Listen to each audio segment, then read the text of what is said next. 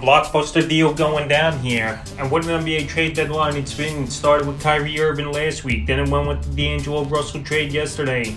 And now overnight, what a deal here. This Phoenix Suns trade for Kevin Durant, for Cam Johnson, Mikal Bridges, Jay Crowder, four first rounders, and a 2028 pick swap. So Kevin Durant in the offseason, he did request a trade, and just no one was going to pay the price. But now the Suns going all in here, giving up 4 first rounders.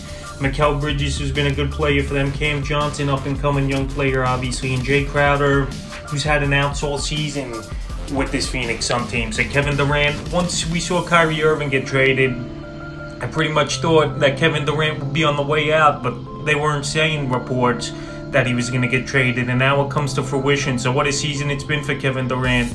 Once again, 29.7 points a game, 6.7 rebounds, 5.3 assists, 1.5 blocks, 1.8 threes a game, and 55% from the field. So Kevin Durant here joins one heck of a starting lineup with Chris Paul, Devin Booker, and DeAndre Ayton here. So this team is loaded, this Phoenix team. And maybe this is a trade they made now, because they saw with the Los Angeles Lakers, they're getting D'Angelo Russell, Beasley, and Vanderbilt here dumping off Russell Westbrook. And now, in my opinion, this Phoenix Sun team, as long as they stay healthy and start to gel, is probably the best team in the Western Conference now after getting Kevin Durant to their roster. So in terms of fantasy basketball, I still see the numbers pretty much similar here for Durant. Maybe the scoring go down just a little bit, but now he's got a better facilitator in Chris Paul he's playing with. He's got Booker, who's a great player, no doubt about it.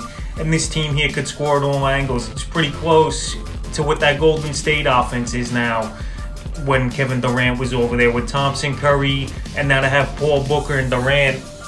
That's some big three, and to have a better center than the Warriors did with DeAndre Ayton. So Kevin Durant here, he wants championships, and this is the team where he definitely has a great shot now to the net side of things. In a week's time to trade Kyrie Irving and Kevin Durant, they're 2 big free agent signings a few seasons ago here, and to turn it into some draft picks and some good up-and-coming players. It's a good move here for the Nets. They weren't going to win a championship anyway. Both these guys wanted out before the season started. They went this far into the year, and now it's a rebuild mode, and they got good pieces. Bridges having a nice season, 17.2 points a game, 4.3 rebounds, 3.6 assists, 1.2 steals, 1.8 threes, and 46% from the field. So Bridges, he's going to be one of the main focal points of this Brooklyn Net offense here, I will believe, now with everyone gone. And a guy who's going to go slide right in 30-35 minutes a ball game for this Net team. And he's having a good fantasy year, and believe it or not, I think it'll get even better for him. He can rebound the basketball, he can pass the basketball, and he's a guy that can hit the 3-ball. He does everything well. He's a 5 or 6 category type of player here. And to go to win that team where he's probably the second best player now is Mikal Bridges. He's a guy that could be a pure scorer, and he's going to help this team out, because now he's not playing with a ball-dominant guy like Booker or a guy like Chris Paul with the ball in his hands, and it's pretty much him, Nick Claxton, and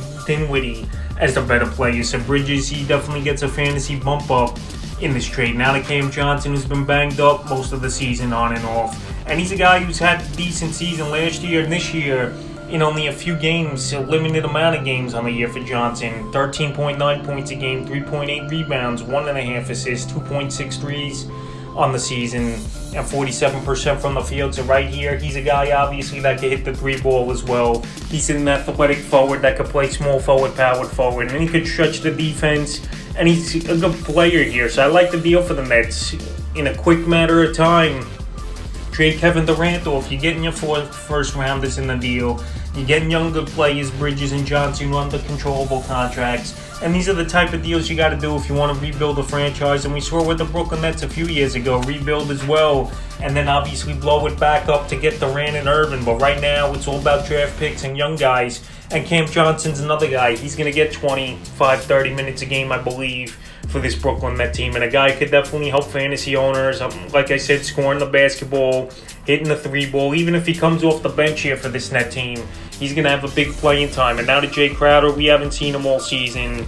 And to be honest, I don't even know if Jay Crowder is going to be on this team when it's all said and done. Could definitely see him being bought out and going to a contender. A guy plays great defense, a 3-and-D guy. And last season, 9.4 points a game, 5.3 rebounds, 1.9 assists, 1.9 threes, and 39% from the field. So he was never a good field goal percentage guy, is Jay Crowder, but a physical defender, A guy who could defend one of your best players on your team. We've seen it for years, him defend LeBron James and Kevin Durant and guys like that, obviously, throughout the seasons and playoff matchups. And right here, like I said, they had to obviously trade him to match up the salaries, but I think they could dump him and he'll get bought out and go to a contender. So Jay Crowder, right now available 96% of fantasy leagues here, and if he's out there in your wire, I would take a wait and see approach here before going out and getting him, because I don't think the Nets is his final destination. I definitely could be wrong, and if he does stick with the Brooklyn Nets, the playing time will be there, and they need a mix of some veterans with these young guys that they just got in the deal. And also TJ Warren was thrown in the deal going to the Phoenix Suns, but I don't see Warren doing much. He's more than a bench piece coming off to the bench. So Warren on the season, 9.5 a game, 2.8 rebounds, 1.1 assists on the season, and 51% from the field. So right here, what a blockbuster deal it was. And the Nets got what they wanted: young players, draft picks, controllable, and can rebuild on the fly right away now. And right here, the Phoenix Suns going for it all after a few seasons ago, falling short in the finals to the Milwaukee Bucks. And one of the biggest trades we'll see of all time here, especially at the NBA trade deadline, which has had a lot of fireworks over the last week. Kevin Durant finally traded to the Phoenix Suns after all off season. We thought this deal was going to go down. It didn't happen. And now, on the eve of the NBA trade deadline, it does. And we'll see if the Phoenix Suns could get to the promised land and win it all. And it's a good trade for a lot of guys in terms of fantasy basketball for the remainder of the season and for the future.